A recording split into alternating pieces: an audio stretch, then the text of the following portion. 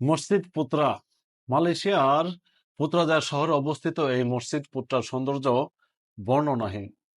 দেখতে পাচ্ছেন মসজিদ পুত্রার সৌন্দর্য কত বেশি। মসজিদটা নির্মাণ কাজ শুরু হয়েছে 1997 সালে এবং এই মসজিদটার নামকরণ করা হয়েছে মসজিদ পুত্রা। মালয়েশিয়ার সর্বপ্রথম যে প্রধানমন্ত্রী ছিল তুয়ানকু আব্দুল রহমান পুত্রা আল হাজ, তার নাম অনুসারে মসজিদের নামকরণ করা হয়েছে মসজিদ পুত্রা। এই মসজিদটাতে একসাথে 15,000 মুসল্লি নামাজ আদায় করতে পারে। মসজিদের ডান পাশে আছে প্রধানমন্ত্রীর কার্যালয় এবং পুরো মসজিদের বেষ্টনী জুড়ে একটা সুন্দর লেক রাখা আছে।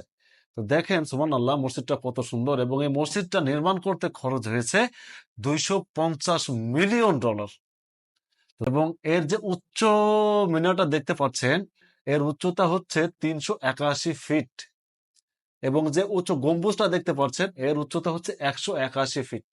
সুবহানাল্লাহ।